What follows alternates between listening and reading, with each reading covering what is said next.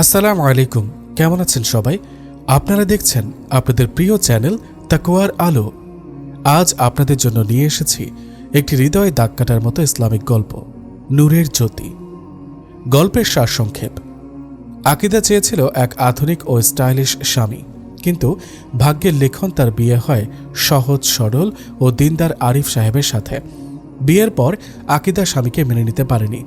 স্ত্রীর এই অবহেলা দেখে আরিফ সাহেব এক কঠিন সিদ্ধান্ত নেন। তিনি স্ত্রীকে তার পছন্দের মানুষের কাছে ফিরিয়ে দিতে চান। কিন্তু স্বামী যখন ডিভোর্সের সিদ্ধান্ত নিলেন, তখনই ঘটল এক অলৌকিক পরিবর্তন। কি ছিল সেই পরিবর্তন? জানতে হলে পুরো ভিডিওটি দেখুন। আজকের আয়োজনে আপনাদের সাথে আছি আমি কাজী মুগ্ধ মৌসুম, আর পুরো ভিডিও জুড়ে সম্পাদনায় আছেন মোহাম্মদ জয়নাল আবেদিন সোহান। বন্ধুরা, আপনারা সবসময় সুন্দর সুন্দর ইসলামিক গল্প শোনার আগ্রহ প্রকাশ করেন, তাই আমরা চাই এই গল্পগুলো উঠে আসুক আপনাদের মাধ্যমেই। আপনাদের কাছে যদি কোনো ইসলামিক চমৎকার গল্প থাকে, তবে নির্দ্বিধায় আমাদেরকে পাঠাতে পারেন। আমাদের সাথে যুক্ত থাকুন। Email jkpersonalbd84@gmail.com, WhatsApp 01738381084। যারা আজ প্রথম আমাদের ভিডিওটি দেখছেন, অনুরোধ রইল তাকওয়ার আলো চ্যানেলটি সাবস্ক্রাইব করে আমাদের পরিবারের সদস্য হয়ে যাওয়ার জন্য। ভালোবাসা অবিরাম। তো চলুন মূল গল্পে ফেরা যাক। বাংলাদেশের প্রাকৃতিক সৌন্দর্যের লীলাভূমির একটা সুন্দর শহর হচ্ছে সিলেট। অন্যান্য অঞ্চলের চাইতে এই শহর অনেকটা ভিন্ন। অনেকের ধারণা এই অঞ্চলের মানুষেরা অনেক দয়ালু হয়। সেই সিলেটেরই একটা প্রত্যন্ত অঞ্চলে বাস করেন মারুফ সাহেবের পরিবার। পরিবারটি মধ্যবিত্ত হলেও পুরনো ঐতিহ্যের জন্য গ্রামের মানুষ অনেক সম্মান করেন। জানা যায়, আগের সময়ে এই পরিবারের বুজুর্গরা ইসলামের দাওয়াত দিয়ে অনেক বিধর্মীদেরও ইসলামের ছায়াতলে নিয়ে আসেন। কালক্রমে পরিবারটি আর্থিকভাবে অনেকটা পিছিয়ে যায়। আমাদের দেশে 3 ধরনের মানুষ লক্ষ্য করা যায়: উচ্চবিত্ত, মধ্যবিত্ত এবং নিম্নবিত্ত। দেখা যায় উচ্চবিত্তরা আরাম আয়েশে জীবন কাটায়। নিম্নবিত্তদের সহযোগিতা করার জন্য বিভিন্ন সমাজসেবক এগিয়ে আসলেও দুর্গম জীবন কাটায় মধ্যবিত্তরা।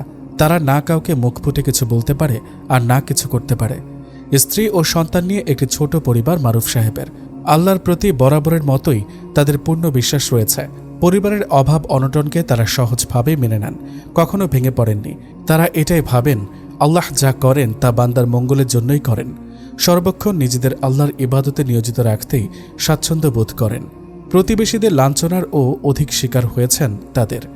স্ত্রী ফাতেমা কখনো বুঝতে দেননি মারুফ সাহেবকে, কিন্তু মারুফ সাহেব ভালোবাসার মানুষটির চোখ দেখে সব বুঝে নিতেন এবং বলতেন, আল্লাহ উদ্দেশ্যবিহীন কোনো কাজ করেন না ফাতেহা। আল্লাহ মানুষের জীবনে কঠিন দুঃখ, কষ্ট আর লাঞ্ছনা গঞ্জনার মাঝ দিয়ে তিনি তার বান্দার ঈমান ও ধৈর্যের পরীক্ষা করে নেন। স্ত্রী ফাতেহা স্বামীর কথায় মুগ্ধ হয়ে সব কষ্ট মন থেকে মুছে ফেলেন। মারুফ সাহেবের মেয়ে আকিদা শৈশব ফেলে কৈশোরে পা দিয়েছে। মেয়ে বড় হওয়ায় বাবা মায়ের ও চিন্তা যেন দিন দিন বেড়েই চলেছে। চারদিকে এখন যা সমাজের অবস্থা, মেয়েকে আল্লাহ আর রসুলের পথে নিয়ে আসতে পারবেন তো? এটাই তাদের কাছে একটা বড় চ্যালেঞ্জ হয়ে দাঁড়িয়েছে। ভোর 5টা। আকিদাকে সে কখন থেকে ডেকে চলেছে মা ফাতেহা, কিন্তু কে কার কথা শুনে? সে তো গভীর নিদ্রায় তলিয়ে আছে। ইসলামে নামাজ সম্পর্কে বলা আছে, সন্তান 7 বছর বয়স হলে তাদেরকে নামাজের জন্য আহ্বান করো। যখন 10 বছর বয়স হবে তখনও যদি সে না শুনে বোঝাও, তবুও না শুনলে কঠোর হও। প্রয়োজনে প্রহার করো এবং তাদের শোবার বিছানা পৃথক করো। আবু দাউদ শরীফের হাদিস। তাই ফাতেহা ধমক দিয়ে আকিদাকে তুলেন এবং নামাজে পাঠান। নামাজ শেষ হলে 2 জন কোরআন পাঠ করেন। ফাতেহা আকিদার মুখের দিকে চেয়ে বুঝতে পারেন যে অনেক রাগ করে আছে তার উপর। তাই আকিদার উদ্দেশ্যে বলেন, মারে, আমরা তোর ভালোর জন্য এমন করি। সন্তানকে সুশিক্ষায় শিক্ষা দেওয়া যে আমাদের উপর ফরজ। তোকে ইসলামের আলোকে উৎকৃষ্ট দৃষ্টান্ত স্থাপন করাই যে আমাদের প্রধান কর্তব্য। এতে আল্লাহ ও আমাদের ওপর খুশি হবেন। আরও কিছু ওয়াজ নসিহত মেয়েকে শোনান মিস ফাতেহা এবং আকিদা বুঝে উঠতে সক্ষম হয়। সকাল 9টা বাজে। মারুফ আর মেয়ের জন্য ব্রেকফাস্ট রেডি করে টেবিলে রাখেন মিস ফাতেহা। আজকে বোরকা ছাড়া রেডি হয়ে নিচে নেমে আসে আকিদা। মেয়েকে এরকম অবস্থায় দেখে অনেকটা অবাক হয়ে যান দুজনেই। মারুফ সাহেব ধমক না দিয়ে জিজ্ঞেস করলেন, মা, তুমি আজ এমন পোশাকে বের হচ্ছ যে? তোমাকে তো বলেছিলাম বাইরে বের হলে বোরকা পরে বের হতে। প্রতিউত্তরে আকিদা বলল, বাবা ভাল লাগে না আমার এসব।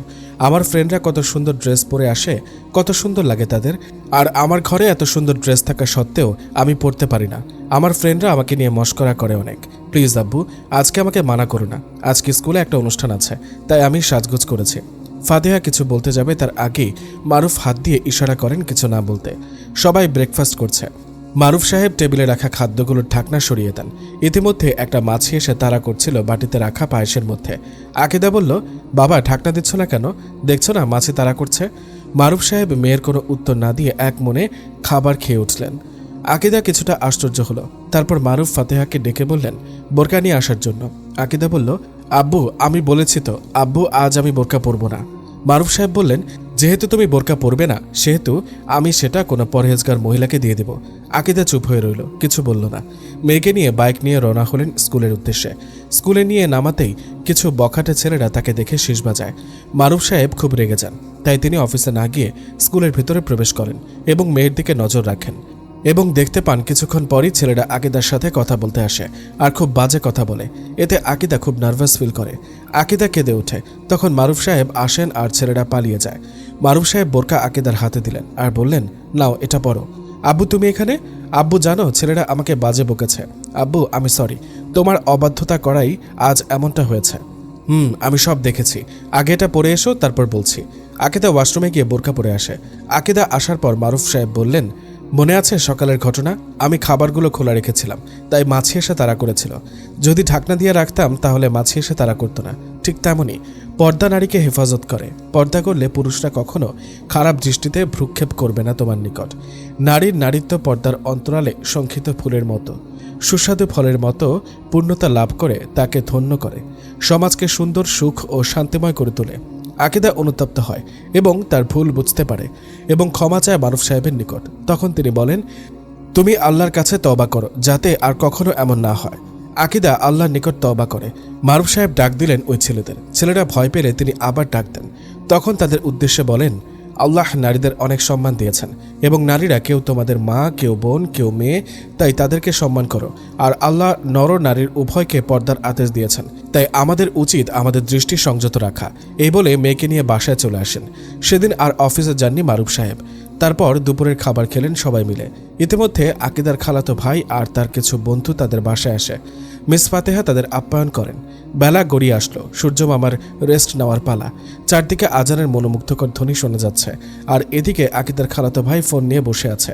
তাদের সাথে আকিদাও আইপ্যাড নিয়ে গেম খেলা শুরু করে। মারুফ সাহেব এগুলো দূর থেকে লক্ষ্য করছিলেন। তারপর তিনি তাদের কাছে যান। মারুফ সাহেব তাদের কাছে গিয়ে বললেন, নামাজের সময় হয়েছে, তোমরা মসজিদে যাও। আর আকিদাকে উদ্দেশ্য করে বললেন, তুমি তোমার আইপ্যাড রেখে তোমার আম্মুর সাথে গিয়ে নামাজ আদায় করো। আকিদা কিছু বলার আগেই হাসান, আকিদার খালাতো ভাই, বলে উঠল, আঙ্কেল নামাজ পড়বে একটু পরে, ফোনে একটু কাজ আছে, ওইটা করে তারপর বাসায় পড়ে নিব। প্রত্যুত্তরে মারুফ সাহেব বললেন, দেখো বাছা, আল্লাহ আমাদের এই দুনিয়াতে পাঠিয়েছেন তার ইবাদত করার জন্য। এই সমস্ত কাজ হলো শয়তানের কাজ। শয়তান আমাদের ভালো কাজ থেকে ক্রমশ দূরে রাখে। তারপর তিনি কয়েকটা হাদিস শোনান। যে ব্যক্তি নামাজের জন্য উত্তম রূপে ওযু করে ফরজ নামাজ আদায় করার জন্য মসজিদে যায় এবং মসজিদে জামাতের সাথে নামাজ আদায় করে, আল্লাহ সুবহানাহু ওয়া তাআলা তার সমস্ত গুনাহ মাফ করে দেন। মুসলিম শরীফে হাদিস। এবং যারা বেশি বেশি মসজিদে যাওয়া আসা করে তারা মসজিদের খুঁটি স্বরূপ। ফেরেশতাগণ তাদের কাছে বসে থাকেন। তারা যদি মসজিদে অনুপস্থিত থাকেন, ফেরেশতাগণ তাদের তালাশ করেন। তারা অসুস্থ হলে ফেরেশতাগণ তাদের দেখতে আসেন। তারা কোনো কঠিন বিপদের মুখোমুখি হলে ফেরেশতারা তাদের সাহায্য করেন। মুসনাদে আহমদ। তাই আমাদের উচিত জামাতের সহিত নামাজ কায়েম করা। বাসায় নামাজ পড়ার চেয়ে জামাতের সহিত নামাজ পড়ায় 27 গুণ সওয়াব ও ফজিলত বেশি।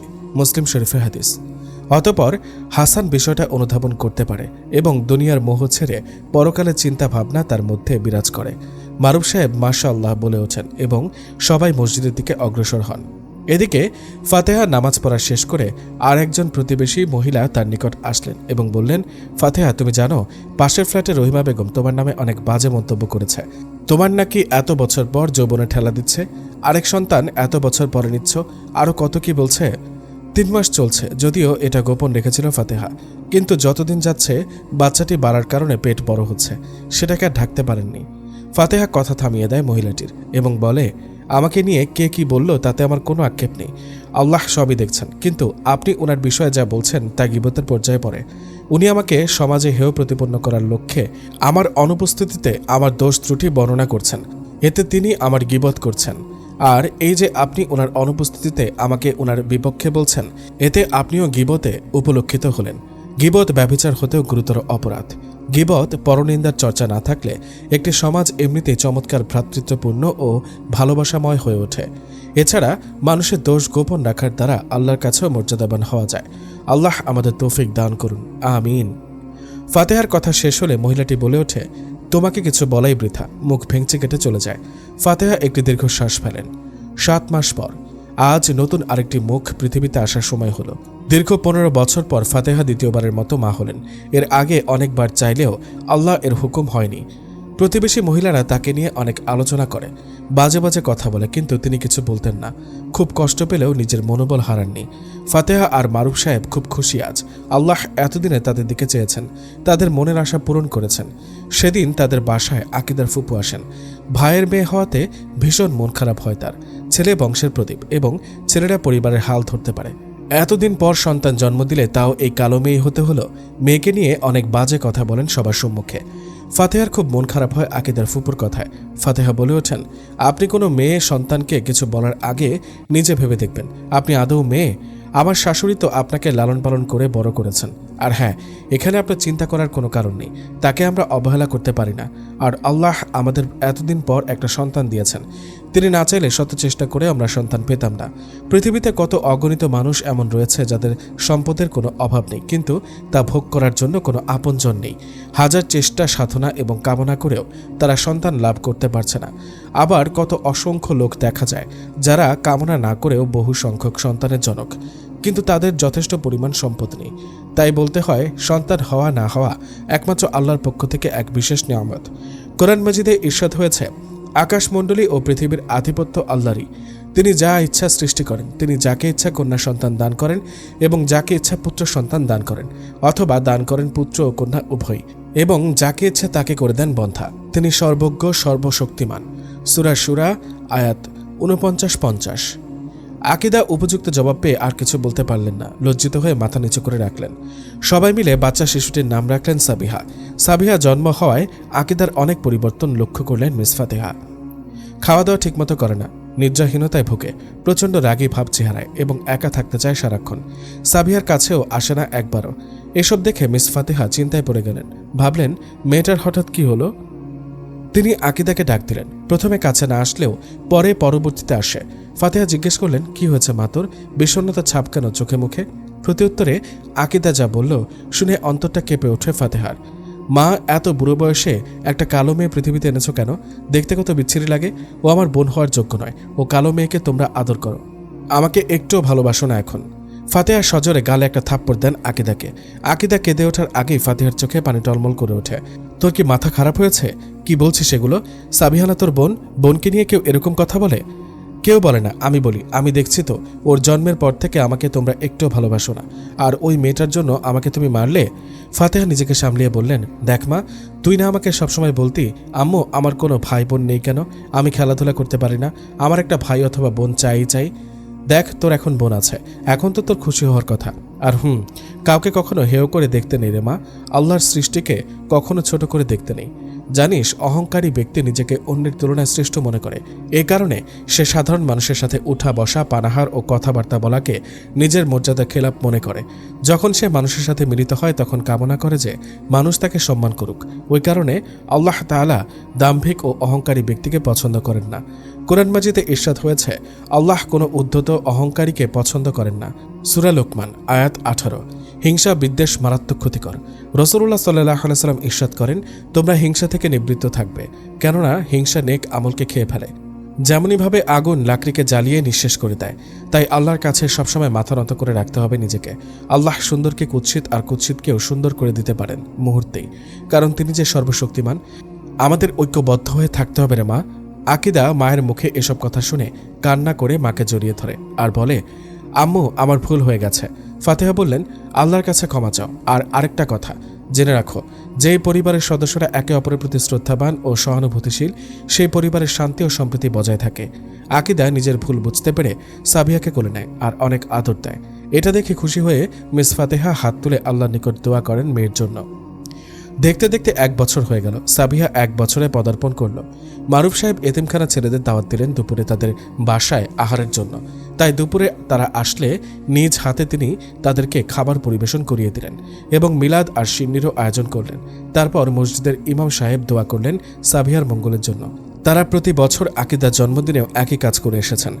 এদিকে আকিদার ইচ্ছা হলো সাবিহার জন্মদিন উপলক্ষে তার সব বন্ধু বান্ধবদের ইনভাইট করবে এবং পার্টি করবে। যে বলা সেই কাজ। অনেক বন্ধু তাদের বাসায় আসে। মিস ফাতেহা অবাক হলেন তাদের দেখে। সবার অগোচরে আকিদাকে মিস ফাতেহাকে নিয়ে গেলেন। ফাতেহা কিছু বলার আগেই আকিদা বলে উঠল, আম্মু, তোমরা আমার জন্মদিন কখনো পালন করনি। আমার বন্ধুরা কত মজা করে তাদের জন্মদিনে, কিন্তু আজ তোমার কোনো না শুনবো না। আজ সাবিহার জন্মদিন, আমি আমার বন্ধুদেরকে ইনভাইট করেছি। আজ আমরাও কেক কাটবো, অনেক মজা করব অন্যদের মতো। তুই কি পাগল হয়ে গেছিস নাকি? তুই জানিস না এসব আমরা পছন্দ করি না? জন্মদিন পালন করা ঠিক না, এতে আল্লাহ নারাজ হন। প্লিজ আম্মু, সবসময় তোমাদের এসব আমার আর ভাল লাগে না একদম। এটা করো না, ওটা করো না, সবসময় সব কিছুতে নিষেধাজ্ঞা করো। জাস্ট ফেড আপ হয়ে গেছি আমি। শোন আমার কথাটা। ফাতেহা কথা বলার মাঝেই মারুফ সাহেব আসেন। মারুফ সাহেবকে দেখে আকিদা ভয় পেয়ে ফাতেহার পেছনে লুকিয়ে যায়। মারুফ সাহেব বললেন, আমি শুনেছি তোমাদের কথাবার্তা। আকিদা, আমার সাথে আসো। আকিদার হাত ধরে ড্রয়িং রুমে বসা তার সব বন্ধুদের কাছে নিয়ে যান এবং সবার উদ্দেশ্যে বললেন, আমার সোনামণিরা, তোমরা আমার বাসায় এসেছো, সেজন্য আমি খুব খুশি। আমি তোমাদের সাদরে গ্রহণ করলাম, কিন্তু তোমরা আমাকে কি বলবে যে আজকে আসার উদ্দেশ্য কি তোমাদের? প্রত্যুত্তরে তারা জবাব দিল, আসলে আমাদের আকিদা ইনভাইট করেছে, সাবিহার জন্মদিন উপলক্ষে নাকি পার্টি হবে সেজন্য। মারুফ সাহেব তখন বললেন, তোমাদের জন্মদিন নিয়ে কিছু কথা বলি শোনো। আমাদের একবার যখন জন্ম হয়েছে, মৃত্যুর স্বাদ আমাদের গ্রহণ করতেই হবে। কেউই এই পৃথিবীতে সারা জীবন থাকবে না। এই পৃথিবীটা হচ্ছে একটা পরীক্ষা কেন্দ্র। আমাদের প্রধান কাজ হলো আল্লাহকে খুশি রাখা। তাই যতদিন বেঁচে আছি তার ইবাদত করতে হবে আমাদের। আর এই যে জন্মদিন পালন করছো, এটা ইসলাম কখনো রায় দেয়নি। কারণ আমাদের প্রত্যেকটা নিঃশ্বাস যত ফেলছি তার সাথে সাথে সেকেন্ড, ঘন্টা, একদিন, 1 বছর, 1 যুগ এরকম প্রতিনিয়ত আমাদের হায়াত কমে আসছে। তাই আমাদের সবসময় আল্লাহর কাছে ফরিয়াদ করা উচিত যেন আমাদের জীবনে যতটা মুহূর্ত চলে গেছে আল্লাহ যেন আমাদের সব গুনাহ মাফ করে দেন এবং যতদিন বাঁচি আল্লাহর হুকুম পালন করতে পারি এবং আল্লাহ যেন আমাদের নেক হায়াত দান করেন। এই সকল খ্রিস্টানের কালচারগুলো আমাদের পরিত্যাগ করতে হবে। আর আকিদাকে উদ্দেশ্য করে বললেন, মারে, তুমি দুনিয়ার সুখ দিয়ে কি করবে? মানুষের আসল জীবন হলো আখিরাত। আমরা মা বাবা হিসেবে তোমাদের ভালোর জন্য এবং আল্লাহকে খুশি করার জন্য এই জন্মদিন পালন না করে এতিম ছেলেদের খাওয়াই আর তোমাদের জন্য দোয়া করি যাতে আল্লাহ তোমাদের হায়াতে তাইয়্যিবা নসিব করেন। আকিদা সহ তার বাকি বন্ধুরা কথা বলার ভাষা হারিয়ে ফেলে। আকিদার বন্ধুরা বলল, আঙ্কেল, আমাদের আগে কেউ এভাবে বোঝাননি, আমাদের আম্মু আব্বুও নিষেধ করেননি। আজ আমরা গিয়ে এই কথাগুলো আমাদের আব্বু আম্মুকে গিয়ে বলবো। আরেকজন বলল, আঙ্কেল, আমরা যতদিন বাঁচবো আর কখনো এই জন্মদিন পালন করব না ইনশাল্লাহ। মারুফ সাহেব তাদের কথা শুনে খুব খুশি হলেন আর বললেন, আল্লাহ তোমাদের নেক হায়াত দান করুন আর যে কাজগুলোতে আল্লাহ খুশি হন সে কাজগুলো করার তৌফিক দান করুন, আমিন। তারপর মারুফ সাহেব ফাতিহাকে বললেন তাদের সবার জন্য যেন খাওয়া দাওয়ার ব্যবস্থা করতে। কথা অনুযায়ী তাদের জন্য আহারের ব্যবস্থা করেন এবং তারা সবাই খেয়ে দিয়ে বিদায় নেয়। খুব সুন্দর করে কাটছিল তাদের দিনানিপাত। একদিন ফাতেহার চাচাতো ভাই আসেন তাদের বাড়িতে এবং ফাতেহা অনেক খুশি হন ভাইকে দেখে। মারুফ সাহেব লক্ষ্য করছিলেন ফাতেহার ভাইয়ের চালচলনগুলো, অনেক ফ্রিলি চলাফেরা করে, কিছু বলতেও পারছিলেন না যদি ফাতেহা কষ্ট পায় সেজন্য। উনি আসার পর থেকে একটা ভয়াবহ রূপ ধারণ করে এই সুখের পরিবারে। ফাতেহা চাচাতো ভাইয়ের চালচলন বেশ সুবিধার হচ্ছিল না মারুফ সাহেবের কাছে। ঢং, তামাশা, ফাজলামো এসব ছিল তার স্বভাব। ফাতেহাকেও কিছু বলতে পারছিলেন না যদি ফাতেহা মনে কষ্ট পায় সেজন্য। আসার পর থেকে 2 দিন হয়ে গেল যাওয়ার নামই নিচ্ছেন না। মারুফ সাহেব অফিস থেকে বাসায় ফিরে প্রতিবেশীরা কান মন্ত্র দেয় মারুফ সাহেবকে, কিন্তু তিনি নিজের স্ত্রী কন্যাকে কখনোই অবিশ্বাস করেননি। একদিন মামার সাথে বসে গল্প করছিল আকিদা। আকিদার উপর একটা কুনজর ছিল মামার, কিন্তু সেটা কখনো বুঝতে পারেননি মিস ফাতেহা। মামা কথার জালে ফেলে দেয় ভাগ্নিকে। পরস্পরের সাথে মেলামেশা করে হাসি তামাশা করে অশ্লীলতার পরিচয় দেয়। এক পর্যায়ে চূড়ান্ত বেহায়াপনা এবং অশ্লীলতা বেড়ে যায়। সহজ সরল মেয়েটাকে মিঠা মিঠা কথা বলে প্রেমের ফাঁদে ফেলে দেয়। প্রথম দৃষ্টিতে প্রেম হওয়ার পর একে অন্যকে দেখার জন্য কাছে পাওয়ার জন্য অস্থির হয়ে যায়। ইসলাম চোখের এবং লজ্জাস্থানে হেফাজত করার উপর বিশেষ গুরুত্ব আরোপ করেছেন। বেগানা নারীর সাথে বেগানা পুরুষের একান্তে নির্জনে অবস্থান এবং সফর করাও নিষেধ করা হয়েছে, কারণ অশ্লীলতার পরিচয় বৈধ বিবাহ রীতিকে তছনছ করে দেয়, মানুষকে বেহায়াপানা বেলাল্লাপানার দিকে টেনে নিয়ে যায়। আদরের কথা বলে আকিদাকে কোলে নিয়ে বসায়। ফাতিহা ভাবেন মামা ভাগ্নিকে হয়তো আদর করছেন, তিনি তেমন পাত্তা দেননি। এক মুহূর্তে যখন মা এসে রুমে কাপড় গোছাচ্ছিলেন তখন গিয়ে আকিদা পেছন থেকে জড়িয়ে ধরে। মা মা শোনো। তোর আবার কি হলো? মায়ের হাত থেকে কাপড় নিয়ে বলল, মা আমি আছি না, তুমি গিয়ে কোরআন পড়ো, আমি এগুলো সব গুছিয়ে নিচ্ছি। ফাতেহা মুচকে এসে বললেন, আচ্ছা ঠিক আছে, তাহলে আমি যাই, তুই তাড়াতাড়ি আয়, তোর বাবা অফিস থেকে আসলে ওনাকে খাবারও দিতে হবে। এই বলে চলে গেলেন। এদিকে নিষ্পাপ মেয়েটির দুর্বলতার সুযোগ নিয়ে মামা একের পর এক কাণ্ড করতে থাকে। ওই দিন মারুফ সাহেব বাসায় আসলেন। দরজা খোলা থাকায় তিনি হুট করে ঢুকে পড়ে এবং এসে দেখেন মামা ভাগ্নির গালে চুমু দিচ্ছে আর নোংরামি করছে। এসব দেখে বাজার থেকে আনা সবজির ব্যাগ ধপাস করে মাটিতে পড়ে যায় আর তিনি রাগান্বিত হয়ে সাদিকের মানে আকিদার মামার কলার ধরে অনেক মারামারি শুরু করেন। হইচই শুনে ফাতেহা দৌড়ে আসেন। কি হয়েছে? সাদিককে কেন মারছেন? তোমার কি কোনো কাণ্ডজ্ঞান নেই? মেয়ে বড় হয়েছে, কি করেছে না করছে তোমার দেখা উচিত না? আমি বাড়িতে থাকি না, তুমি তো থাকো, চোখ কান খোলা রাখতে পারো না? খুব ঝাঁঝালো কণ্ঠে বলল। শুনুন, আপনার কথা বুঝতে পারছি না, কি করেছে সাদিক? ও আকিদার সাথে মুখ দিয়ে উচ্চারণ করতেও লজ্জা করছে। এই বজ্জাত, তোর না মেয়ের মতো আকিদা? ছোটকাল থেকেই তো কোলে কাখে নিয়ে বড় করেছিস, আজ এতটা নিচু মাইন্ডের কাজ করলি, এত নির্লজ্জ হয়ে গেলি, ছি। আর ফাতেহা, তোমার ভাইয়ের চরিত্র প্রথম থেকেই সুবিধাজনক লাগছিল না, দুধকলা দিয়ে ঘরে কালসাপ পুষে রেখেছ তুমি। সাদিক বলল, বিশ্বাস করো আপু, আমি কিচ্ছু করিনি, দুলাভাই মিথ্যা অভিযোগ দিচ্ছেন আমার উপর।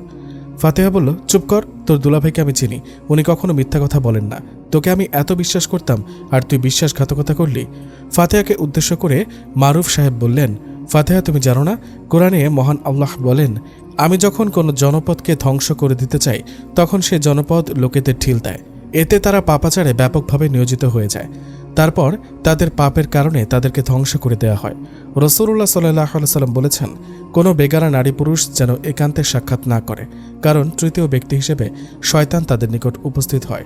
মিশকাত শরীফের হাদিস। মামার মায়াজালে আটকা পড়ে বাবার উপর মিথ্যারোপ করে আকিদা বলে ওঠে, আব্বু তোমার কাছে কি প্রুফ আছে যে মামা আমার সাথে খারাপ কাজ করেছেন? উনি আমাকে মেয়ের মতোই ভালোবাসেন। আম্মু তুমি বিশ্বাস করো, মামা খুব ভালো একজন মানুষ।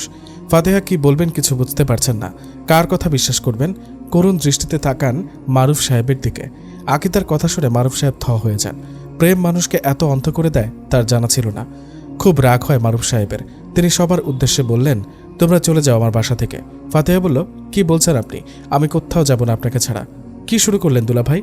ন্যাকা কান্না করে বলল সাদিক। সাদিকের কথায় গায়ে কাটার মতো লাগলো মারুফ সাহেবের। তিনি সাদিকের হাত ধরে বাসা থেকে বের করে দেন আর বললেন, বাসার ত্রিসীমানায় যেন তোকে না দেখি। তারপর ফাতেহার উদ্দেশ্যে বললেন, এই ব্যাপারে কোনো কথা যেন ঘরে না হয়। মারুফ সাহেব রুমে গিয়ে ঘুম ধরে বসেছিলেন, মাথা কাজ করছিল না। যে সন্তানকে এত ভালোবাসতেন কিভাবে এত বড় মিথ্যা কথা বলল? আর ফাতেহা এতদিন সংসার করে বিশ্বাস করল না আমায়? পুরুষদের তো কাঁদতে নেই, সব কষ্ট ভেতরে পুষে রেখেছেন, তাও কান্না আটকাতেই পারলেন না। এদিকে ফাতেহাও কাঁদছিলেন। আজ এত কিছু হয়ে যাবে কখনো ভাবেননি। স্বামীকে অবিশ্বাস করায় নিজেকে অপরাধী মনে হচ্ছে। আজ পর্যন্ত কখনো স্বামীর অবাধ্য হননি, আর তিনি ভালো করে জানতেন কত ভালো মানুষ মারুফ সাহেব। তাই স্বামীর কাছে গেলেন। ফাতেহাকে দেখে মুখ ফিরিয়ে নেন মারুফ সাহেব। ফাতেহা কাল বিলম্ব না করে পায়ে ধরেন মারুফ সাহেবের। আরে আরে কি করছো? পা ছাড়ো। না আমি ছাড়বো না, আজ অনেক কষ্ট দিয়ে দিয়েছে আপনাকে, যার কোনো ক্ষমা নেই। আপনাকে আমি ভুল বুঝেছি, প্লিজ আমাকে ক্ষমা করে দিন, আর কখনো এমন করব না। আচ্ছা ওঠো তো, এরকম আর কখনো করো না। আকিদার জন্য এসব করেছি, আমার মেয়েটাকে ওই খারাপ লোকটা। ফাতেহা কথা কেটে বললেন, বুঝতে পেরেছি, আর বলতে হবে না, যা হওয়ার তা তো হয়ে গেছে। এবার থেকে আমাদের মেয়েটাকে আমাদের ভালোভাবে সামলাতে হবে। বাচ্চা মানুষ বুঝেনি, আর আমি আন্তরিকভাবে দুঃখিত, আমার সচেতন থাকা উচিত ছিল। এই বলেই আবার কেঁদে ওঠেন। মারুফ সাহেব বললেন, প্লিজ কেঁদো না, তোমার কান্না আমার সহ্য হয় না। তুমি জানো, যদি পারিবারিক কাঠামো দুর্বল থাকে, বিশৃঙ্খলায় বিধ্বস্ত করে ফেলে স্বামী স্ত্রীর পারস্পরিক সম্পর্ককে, রাত দিন যদি ঘরোয়া জীবনে অস্বস্তি বিরাজ করে, তাহলে এর অনিবার্য প্রভাব সন্তানদের আক্রান্ত করে। এর পরিণামে নতুন প্রজন্মের যে সমাজ গড়ে উঠবে, সে ব্যাপারে এ ধারণা করা কঠিন যে এটা কোনো সুস্থ, সভ্য ও সুশৃঙ্খল সমাজ হিসেবে গড়ে উঠবে না। তাই আমরা মা বাবা হিসেবে অনেক দায়িত্ব রয়েছে।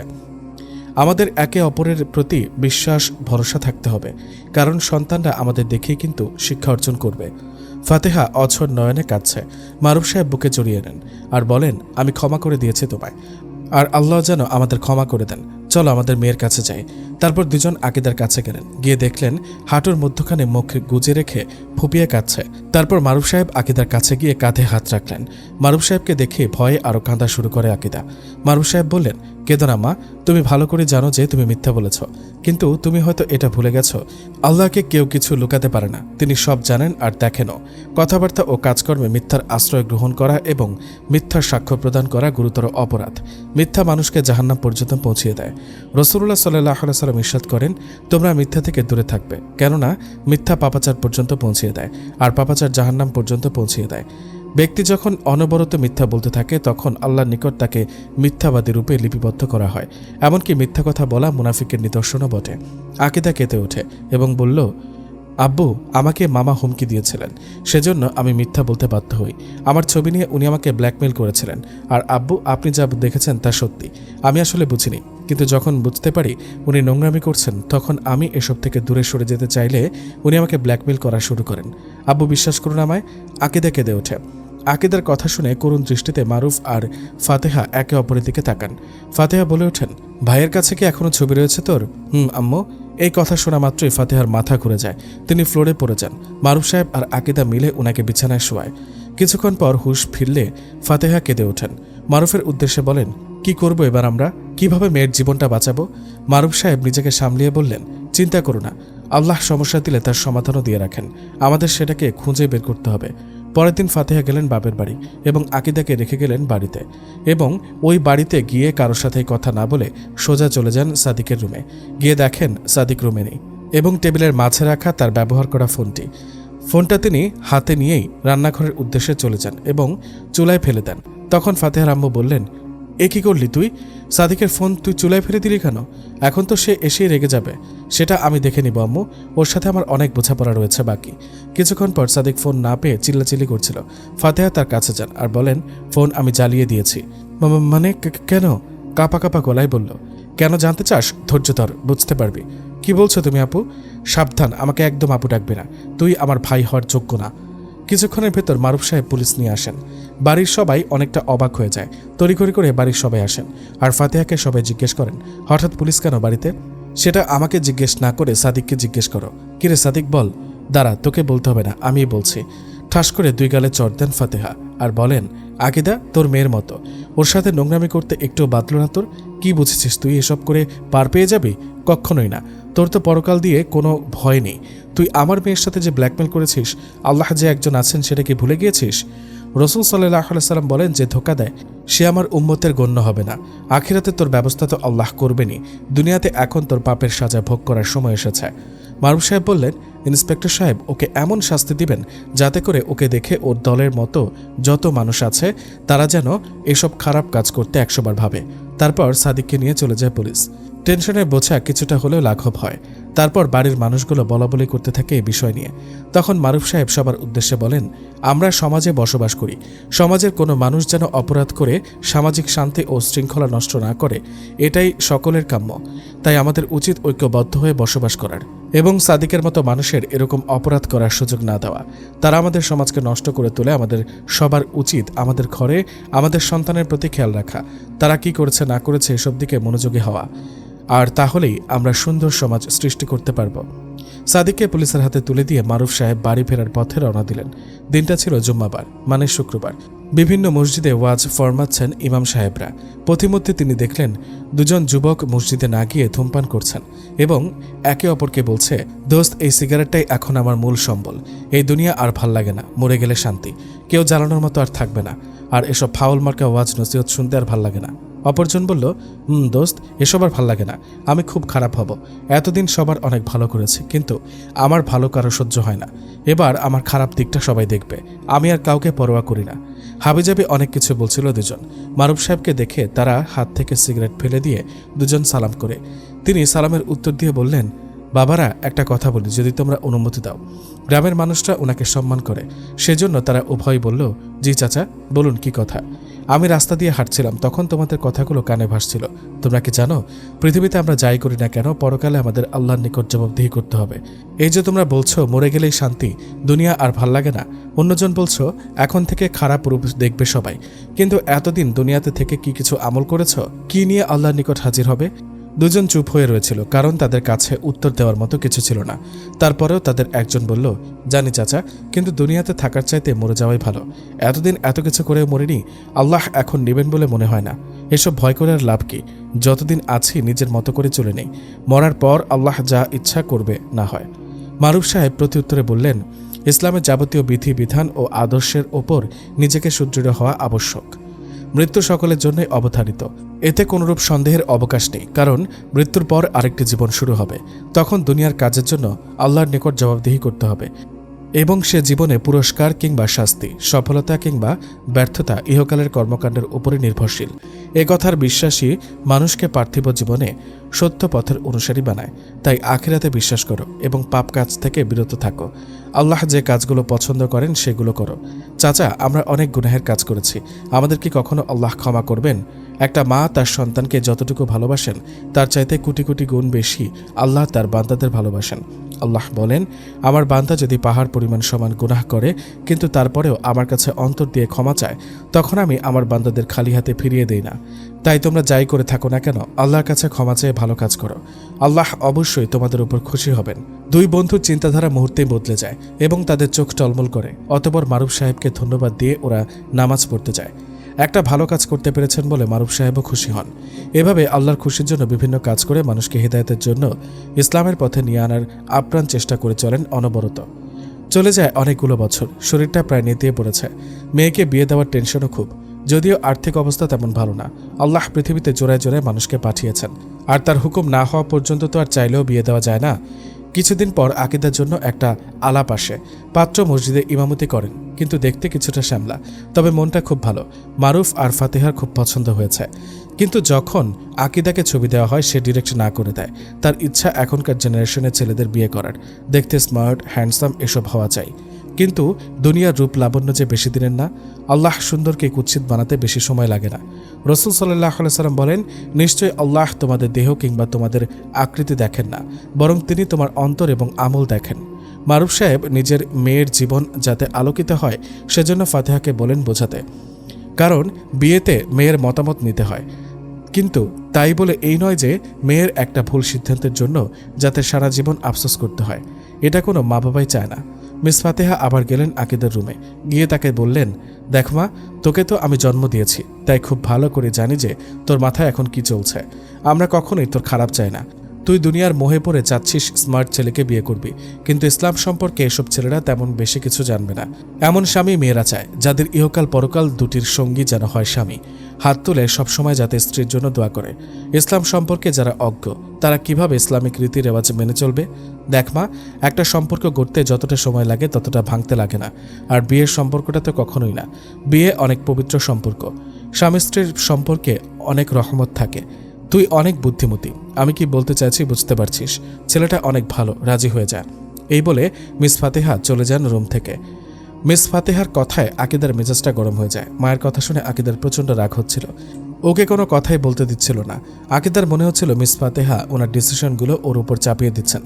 আকিদার মাথা পুরো বিগড়ে যাচ্ছে। ও যেমন স্বামী চেয়েছিল ওই ইমামের মাঝে কিছুই নেই। আকিদা এটাই বুঝতে পারছেন না কেউ কেন ওর কথা মূল্যায়ন করছেন না। ওর কথাগুলো শুনলে এমন কি ক্ষতি হবে? একজনের সাথে সারা জীবন ও থাকবে, আর সেটার ডিসিশন ওর মা বাবা নিচ্ছে, সেটাই মেনে নিতে পারছে না আকিদা। রাগের বশে ঘরের সব জিনিসপত্র ভাঙচুর শুরু করে দিল। তারপরের জন্য রাগটা কমছে না, তাই নিজের মাথায় হাত দিয়ে কান্না করতে শুরু করলো। এভাবেই 2 দিন কেটে গেল। এই 2 দিনে আকিদা কারোর সাথে ভালো করে কথা বলেনি, এমনকি ঘর থেকেও বের হয়নি। ওর বারবার মনে হচ্ছে ওর বাবা মা ওর সাথে যা করছে একদমই ভালো কাজ করছে না। বারে বারে ওর বাবা মাকে দোষারোপ করছিল। মারুফ সাহেব আর ফাতেহা মেয়ের এমন আচরণে হতাশার মধ্যে ছিলেন। কিছুতেই ওনারা আকিদাকে বোঝাতে পারছেন না যে জীবনে চলার পথে একজন উপযুক্ত জীবন সঙ্গী কতটা প্রয়োজন। ওনারা আকিদার জন্য আল্লাহর দরবারে হেদায়েতের প্রার্থনা করেন, যেন আকিদা বুঝতে পারে যে ওনারা যা করছেন সেটা আকিদার ভালোর জন্যই করছেন। এর মধ্যে মিস ফাতেহা অনেকবারই মেয়ের সাথে কথা বলতে গিয়েছিলেন, কিন্তু আকিদা কোনো কথাই বলেনি মিসেস ফাতেহার সাথে। প্রত্যেকবারই দুঃখ ভারাক্রান্ত মন নিয়ে ফিরে আসেন। মেয়েটাও কেমন জানি একরোখা হয়ে গেছে, এসব আর নিতে পারছিলেন না তারা। মেয়ের চিন্তায় চিন্তায় দুজনেরই নাজেহাল অবস্থা। হঠাৎ একদিন মারুফ সাহেব প্রচণ্ড অসুস্থ হয়ে পড়েন।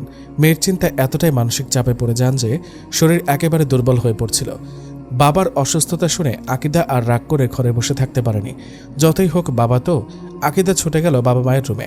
আকিদা রুমে যেতেই মারুফ সাহেব আকিদার দিকে তাকান। আকিদা চুপ করে দাঁড়িয়ে আছে, তাই মারুফ সাহেব আকিদাকে কাছে ডাকেন। আকিদা যেতেই উনি মেয়ের মাথায় হাত রেখে মেয়েকে বোঝাতে শুরু করেন, দেখ মা, আমরা যা করছি তা তোর ভালোর জন্যই করছি।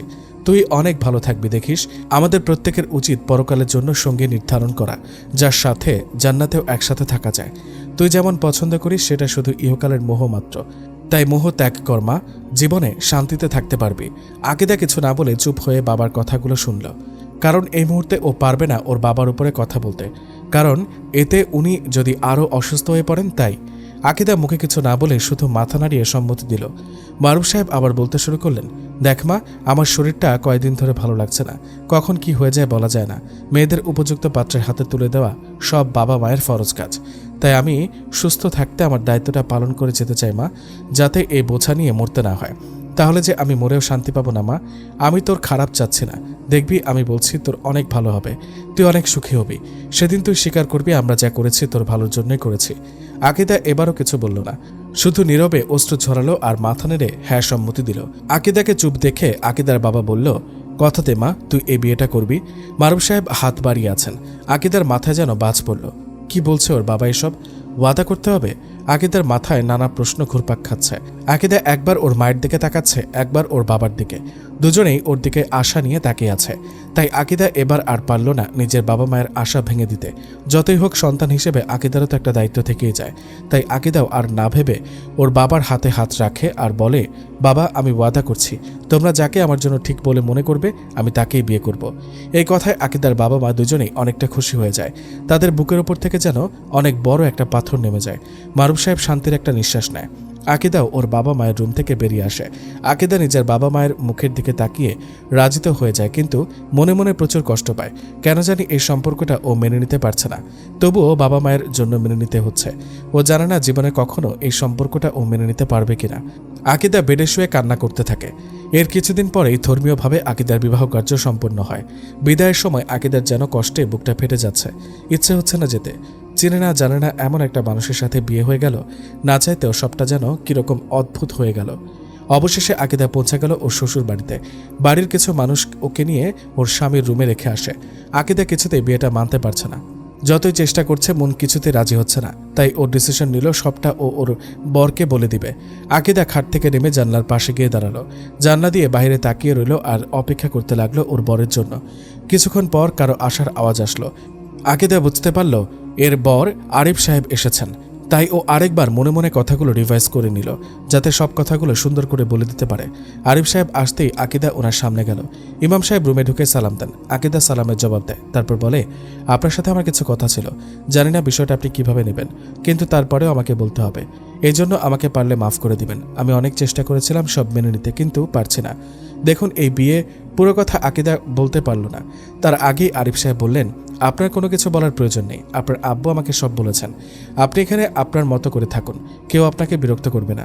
স্বামী স্ত্রীর মধ্যে যদি স্পষ্ট বাহ্যিক সামাজিক দৃষ্টিতে প্রকট কোনো ব্যবধান ও অসামঞ্জস্য থাকে, অনেক ক্ষেত্রে তা আর কাটিয়ে ওঠা সম্ভবপর হয় না। জানি আপনার আমাকে পছন্দ হয় না, আর এটাও জানি আমি আপনার যোগ্য না। তবে আপনার আব্বুর অবস্থা অনেক খারাপ, আর সারা জীবন আপনাকে স্নেহ ভালোবাসা দিয়ে বড় করেছেন। আর এখন আঙ্কেলের অবস্থা ভালো না। তাদের মনে কষ্ট দেওয়া ও তাদের নাফরমানি করা নিঃসন্দেহে অত্যন্ত বড় গুনাহ। তাই আমি চাই না আপনার উপর তারা নারাজ হন আর আপনি গুনাহের ভাগীদার হন। এর চেয়ে বরং কিছুদিন এখানে না হয় মেহমান হয়ে থাকেন। আঙ্কেলকে আমি বুঝিয়ে বলবো, না হয় তখন না হয় চলে যান। আচ্ছা, আপনি এশার নামাজ না পড়লে পড়ে নিন। আমার একটা কাজ আছে, আমি আসছি। আর যদি কিছু লাগে আমাকে জানাবেন। তারপর আকিদা আর আরিফ সাহেব চলে যান। আকিদা হা করে চেয়ে রয় আরিফের যাওয়ার পানে। মনকে সান্ত্বনা দেয় এই বলে ও যা চাইছিল তাই হবে। টেনশনের বোঝা যেন মাথা থেকে নামছে। স্বস্তির নিঃশ্বাস ত্যাগ করে তারপর নামাজ পড়ে ঘুমিয়ে পড়ে। আরিফ সাহেব বাইরে থেকে এসে জানলা দিয়ে লক্ষ্য করলেন আকিদা ঘুমিয়ে গেছে। আরিফ সাহেব তার ছোট বোনকে জিজ্ঞেস করলেন, আকিদা খেয়েছে কিনা। প্রত্যুত্তরে ছোট বোন বলল, খাননি। তাই আরিফ সাহেব রান্নাঘরে গিয়ে প্লেটে খাবার নিয়ে রুমে গেলেন। তারপর দূরত্ব বজায় রেখে ডাক দিলেন, আকিদা শুনছেন, দয়া করে উঠুন। দুইবার ডাকার পর আকিদা মিটমিট করে তাকায় এবং আরিফ সাহেবকে দেখে উঠে বসে পড়ে এবং বলে, জি বলুন। শুনলাম আপনি নাকি না খেয়ে ঘুমিয়ে পড়েছেন, সেজন্য আপনার জন্য খাবার এনেছি, দয়া করে এগুলো খেয়ে নিন। আমার ক্ষুধা একটুও নেই। আপনার বোন এসে জোর করেছেন খাওয়ার জন্য, কিন্তু আমার খেতে একটু ইচ্ছা করছে না। আপনি বরং খাবারটুকু নিয়ে যান। আরিফ সাহেব বললেন, খাবার ফেরত দেওয়া ঠিক না। শুনুন, আল্লাহ রিজিকদাতা। জানি আপনি রেগে আছেন, কিন্তু খাওয়ার ওপর রাগ করা ঠিক না। আর আমিও খাইনি এখনো। রাসূল সাল্লাল্লাহু আলাইহি সাল্লাম বলেন, তুমি যখন খাবে তখন তাকেও নিজের স্ত্রীকে খেতে দিবে। তুমি যখন পড়বে তখন তাকেও পড়তে দিবে। তার মুখের ওপর প্রহার করবে না, তাকে অশ্লীল কথা বলবে না, এবং ঘরের ভেতরে তার সাথে সম্পর্ক ত্যাগ করবে না। আর এখন তো আপনি আমার বউ, পরে কি হবে সেটা পরে দেখা যাবে, কিন্তু এই মুহূর্তে আমার কর্তব্যগুলো আমাকে করতে দিন, না হলে আল্লাহ আমার উপর নারাজ হবেন। আসুন খেয়ে নিয়ে একসাথে। আকিদা ওনার কথায় মুগ্ধ হয়ে যায়। কি বলবে বুঝতে পারছেন না, কি যেন ভাবল। পরক্ষণে ৭-৫ না ভেবে খেতে বসে গেল, কারণ খুব ক্ষুধা পেয়েছে। নতুন জায়গায় তাই মুখ ফুটে কাউকে কিছু বলেনি, তাই আরিফ সাহেব বলায় আর না করেনি। আরিফ সাহেবও খেতে বসেন। খাওয়া দাওয়া শেষ করে আকিদা ঘুমিয়ে পড়ে, আর আরিফ সাহেব সোফায় গিয়ে ঘুমান। পরদিন ভোর ৪টা। সুমধুর আওয়াজে আকিদার ঘুম ভাঙে। আকিদা উঠে দেখে আরিফ সাহেব অঝর নয়নে কেঁদে কেঁদে কোরআন তেলাওয়াত করছেন। তবে এত সুললিত কণ্ঠে তেলাওয়াত করছেন যে মানুষের অন্তর যেন মুহূর্তে কেঁপে উঠবে। আকিদা জিজ্ঞাসা করল, আপনি কাঁদছেন কেন? আরিফ সাহেব আয়াতে এসে থেমে কোরআনটা হাত দিয়ে সাময়িক সময়ের জন্য বন্ধ করেন। তারপর বললেন, আসসালামু আলাইকুম জনাবা, আপনি উঠে গেছেন? ওয়ালাইকুম আসসালাম, জি এখন উঠলাম। কিন্তু আপনি কাঁদছেন কেন বললেন না? আসলে কোরআন মাজিদে মানবজাতির জন্য পূর্ণাঙ্গ জীবন ব্যবস্থা দেওয়া হয়েছে। এ জীবনযাপন করতে পারলে মাটির মানুষ ফেরেশতার চেয়ে অধিক মর্যাদা সম্পন্ন হতে পারে। আমি একজন আল্লাহর গুনাহগার বান্দা। আল্লাহর কতটুকু পছন্দ করছেন আমার জানা নেই। মুসলিম আর মুমিন দুইটা আলাদা জিনিস। আমি আল্লাহর মুমিন বান্দা হতে পেরেছে কিনা সেই ভয়ে কাঁদছি। মুমিন কি একটু বুঝিয়ে বলবেন? বস্তুত তারাই মুমিন যারা আল্লাহ ও তার রাসূলের প্রতি ঈমান এনেছে এবং এ ব্যাপারে কোনো সন্দেহ পোষণ করেনি এবং নিজের জান ও মাল দিয়ে আল্লাহ রাস্তায় জিহাদ করেছেন, এবং তারা সত্যবাদী। সূরা হুজরাত আয়াত 15। আল্লাহ তাআলা মানুষ ও জিন জাতিকে সৃষ্টি করেছে তার ইবাদত করার জন্য, তাই আমাদেরও উচিত আল্লাহ ও তার রাসূলের আদেশ নিষেধগুলো মেনে চলা। আকিদা কি বলবে বুঝতে পারছে না। আকিদা মুগ্ধ হয়ে কথাগুলো শুনছে। আরিফ সাহেব আর কথা না বাড়িয়ে বললেন, যান ফ্রেশ হয়ে আসুন আর কোরআন তেলাওয়াত করুন। আল্লাহ তার ইবাদতকারীকে খুব পছন্দ করেন। আকিদা কি উত্তর দিবে বুঝতে পারছেন না, কারণ উনি যা বলছেন সত্যি বলছেন। কিন্তু ওর তো রাগ থাকার কথা, কেন বারবার আকৃষ্ট হচ্ছে ওনার ওপর? একদিনে এত মায়ায় জড়িয়ে গেল, এটা তো হওয়ারই ছিল না। বিড়বিড় করে নিজে নিজে বলছে। আর এদিকে আরিফ সাহেব আবার পড়া শুরু করে দিয়েছে। আকিদা ওয়াশরুমে যায়, তারপর অজু করে দুজন একসাথে কোরআন তেলাওয়াত করে। এরপর আরিফ চলে যান মসজিদে। আকিদা নামাজ পড়ে বেলকনিতে গিয়ে দাঁড়িয়ে ভাবনার জগতে চলে যায়। আরিফ আমার সবকিছু কি করে মেনে নিলেন? ওনার জায়গায় অন্য কেউ হলে নানান প্রশ্ন আমাকে করত, কিন্তু উনি আমাকে কিছু না বলে আমার কথার সাথে কেন তাল মিলালেন? তাহলে কি উনিও চান এই সম্পর্ক থেকে মুক্তি পেতে? উনি কি কাউকে ভালোবাসেন? এমা, ছি ছি ছি, আমি এসব কি ভাবছি? উনি কত ভালো একজন মানুষ, কিন্তু আমার মনের মতো কি কাউকে আদৌ পাবো? মনের মাঝে হাজারো প্রশ্ন উঁকি দিচ্ছে আকিদার। আরিফের ভাবির ডাকে আকিদার হুঁশ ফিরে। ও পেছন ফিরে তাকায়। আরিফ সাহেবের ভাবি লিজা বলল, আসসালামু আলাইকুম। ওয়ালাইকুম আসসালাম, কেমন আছো বোন তুমি? জি আলহামদুলিল্লাহ, আপনি? এই তো আমিও আল্লাহ রহমতে ভালো। বেশ কিছুক্ষণ গল্প গুজব করে লিজা আকিদাকে নিচে নিয়ে যায়। লিভিং রুমে বসা ছিলেন বাড়ির প্রত্যেক সদস্য। নিচে যেতে বাড়ির সবাই আকিদাকে সালাম দিল একসাথে। আকিদা তো পুরাই অবাক। হুজুর মসজিদে পড়াতে আসলে যেমন বাচ্চারা একসাথে সালাম দেয়, ঠিক সেরকম। আকিদার মনের অজান্তে ভালো লাগলো সালামের কায়দাগুলি। আকিদা সালামের জবাব দেয়। আরিফ সাহেবের আম্মু ওর পাশে আসেন। আকিদা সালাম করে ওনাকে। তারপর তিনি বললেন, আসো মা, তোমার জন্য আমরা সবাই অপেক্ষা করছিলাম এতক্ষণ। আসো একসাথে নাস্তা করব। এদিকে আকিদার মন খারাপের ভর করে। এত ভালো একটা ইসলামিক পরিবার, তাও ওর কাছে ভালো লাগছে না। এত ভালোবাসার মাঝেও যখন সবাইকে ধোঁকা দিয়ে যাবে, তখন তাদের উপর কিরূপ প্রভাব পড়বে, এই বিষয় নিয়ে সে ভীষণ উদ্বিগ্ন। এর মাঝে খেয়াল করল আরিফ সাহেব ঘরে প্রবেশ করেছেন এবং সবাইকে সালাম দিলেন। তারপর টেবিলে এসে বসলেন একসাথে নাস্তা করার জন্য। আরিফ সাহেবকে দেখে আকিদার কান্না পাচ্ছে ভীষণ। কত স্বপ্ন ছিল তার স্বামীকে নিয়ে, কিন্তু সব জলে গেল। মনে মনে বাবা মায়ের ওপর ভীষণ রাগ হচ্ছে তার। আরিফ সাহেবের চোখ পড়ে আকিদার ওপর। উনি দেখতে পান যে ওর চোখে মুখে বিষণ্ণতার ছাপ। আরিফ সাহেব খাবার খেয়ে রুমে যান। এদিকে আকিদার খাওয়া শেষ হলে সেও রুমে যায়। আকিদা আরিফ সাহেবকে রুমে দেখে দাঁড়িয়ে থাকে চুপ করে। নিজেকে খুব অসহায় লাগছে আকিদার। মনে হচ্ছে সে যেন এই বাড়ির আশ্রিতা। আরিফ সাহেব আকিদাকে দেখে বললেন, আপনি দাঁড়িয়ে কেন, বসুন। আচ্ছা, আপনার কাছ থেকে একটা কথা জানার ছিল। জি বলুন, কি কথা? আপনি কি কাউকে ভালোবাসতেন? মানে বিয়ের আগে কাউকে পছন্দ করতেন? জি না, আসলে আমি চেয়েছিলাম আমার লাইফে আমার পছন্দের মতো কাউকে বিয়ে করব, কিন্তু আমার আব্বু আম্মু আমার ইচ্ছার মূল্যায়ন করেননি। আরিফ সাহেব একটা দীর্ঘশ্বাস নিয়ে বললেন, বুঝলাম। আচ্ছা, আমি আপনাকে আপনার মনের মতো ছেলের সাথেই পুনরায় বিয়ের ব্যবস্থা করে দিব। আন্টি আঙ্কেল আসলে সন্তানের ভালো চান, সেজন্য আমার নিকট আপনাকে সঁপে দিয়েছেন। কিন্তু আমি আল্লাহর গুনাহগার একজন বান্দা, সেটা ওনারা বুঝেননি। আমি কোনোভাবেই পারফেক্ট নই। কারো পছন্দের তালিকা হওয়া তো দূরে থাক, তবে হ্যাঁ, আমি তাদেরকে বুঝিয়ে বলবো, কারণ আমি নারীদের সম্মান করি। ইসলাম নারীদের মূল্যায়ন করেছে। ইসলাম নারী পুরুষের মধ্যে ন্যায় ও ইনসাফ প্রতিষ্ঠা করেছে। আপনার পছন্দ অপছন্দের মূল্যায়ন আমি করব ইনশাল্লাহ, আর ভয় নেই। আমার ফ্যামিলিও আপনাকে কিচ্ছু বলবেন না। আম্মু আব্বু আমাকে রসুল সাল্লাহ সাল্লামের উত্তম আদর্শে বড় করেছেন। আমি বুঝিয়ে বললে তারা অবশ্যই বুঝবেন। আকিদা পুরো ভেবাচাকা খেয়ে যায়। নারীর প্রতি ওনার এত শ্রদ্ধা দেখে সে মুগ্ধ হয়ে যায়। মাসখানেক এভাবেই চলে যায়। আকিদার আব্বুও অনেকটা ভালো আগের থেকে। যথারীতি স্বামীর দায়িত্ব পালন করে এসেছেন আরিফ সাহেব। আর আকিদার মাঝে অনেকটা পরিবর্তন লক্ষ্য করা যায়। সে এখন আর আগের মতো না। বলতে গেলে আরিফ সাহেবের ভালো ব্যবহারের জন্য প্রতিনিয়ত সে আরিফ সাহেবের প্রতি অনেকটা মায়ায় জড়িয়ে পড়েছে। আরিফ সাহেবও এক কথার মানুষ। আকিদাকে দেওয়া কথা অনুযায়ী তিনি ওর পছন্দ অনুযায়ী পাত্র খুঁজছিলেন, কিন্তু আকিদার আর পছন্দ হয় না। আর না হওয়ারও আরেকটা কারণ আছে। ওদের পাশের ফ্ল্যাটের একটা মেয়ে বিয়ে হয়েছিল খুব স্টাইলিশ একটা ছেলের সাথে। বিয়ের 2 দিন যেতে না যেতে ছেলের প্রাক্তন এসে হাজির। নানান সমস্যা দেখা দিয়েছিল এবং মেয়েটিকে অনেক অত্যাচার করেছিল ছেলের পরিবারের মানুষ। অবশেষে মেয়ের বাড়ির লোক তার এমন অবস্থা দেখে ডিভোর্স করাতে বাধ্য হয়। এই ঘটনার পর থেকে আকিদার মন মানসিকতা চেঞ্জ হয়ে যায়। আকিদা ঘরে ধ্যান ধরে ভাবতে থাকে ওর করা কাজগুলোর কথা, কত কষ্ট দিয়েছে মানুষটাকে, কিন্তু তারপরেও ওর কথার মর্যাদা রাখছেন। অনেক স্ত্রীর কত ভালো হয়, তারপরেও স্বামী বাইরে উল্টাপাল্টা কাজ করে বেড়ায়, কিন্তু সেখানে আরিফ সবসময় ওর কত খেয়াল রাখেন, ওর শত অবহেলাতেও। সত্যি আকিদা এখন নিজেকে মনে মনে ভাগ্যবতী ভাবে এমন স্বামী পাওয়ার জন্য। আর আল্লাহর কাছে শুকরিয়া আদায় করে নিজের করা কাজগুলোর জন্য অনুতপ্ত হতে থাকে বারবার। মনে মনে তওবা করে নেয় আর ভাবে যে ওর বাবা মা সেদিন সত্যিই বলেছিলেন, আসলে বাবা মা যা করেন তাতে সন্তানেরই ভালোই হয়। আকিদা সেটা এখন বুঝতে পারছে। আকিদা সেদিন ওর বাবা মায়ের কথা যদি না শুনতো, তাহলে হয়তো তাকেও পাশের বাসার মেয়ের মতো এমন কিছু ফেস করতে হতো, কিন্তু আল্লাহ বাঁচিয়ে দিয়েছেন। আকিদা এবার ভালো স্ত্রী হতে চায়, আর সে ভাবে আরিফকে নিয়ে নতুন করে সুন্দর একটা সংসার সাজাবে। কিন্তু এত কিছুর পরেও কি আরিফ ওকে মেনে নিবে? না, অবশ্যই নিবে। আকিদা ভাবে মেনে না নিলে আমি ওনার পায়ে ধরে ক্ষমা চেয়ে নেব আমার করা কাজগুলোর জন্য। তারপরেও আমি আরিফকে ছাড়তে পারবো না।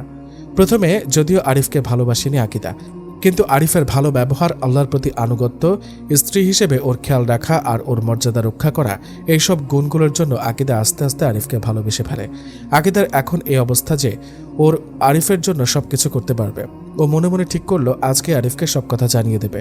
এই কথাটা ভাবতে ওর মুখে হাসি রেখা ফুটে উঠল। অন্যদিকে আরিফ সাহেব এক কথার মানুষ। উনি যখন বলেছেন আকিদাকে উনি ওর পছন্দের ছেলের সাথে বিয়ে দেবেন, তো উনি তাই করবেন। অবশেষে অনেক খোঁজার পর আরিফ সাহেব একটা পাত্র পেয়ে গেলেন আকিদার জন্য, একদম আকিদার মনের মতো।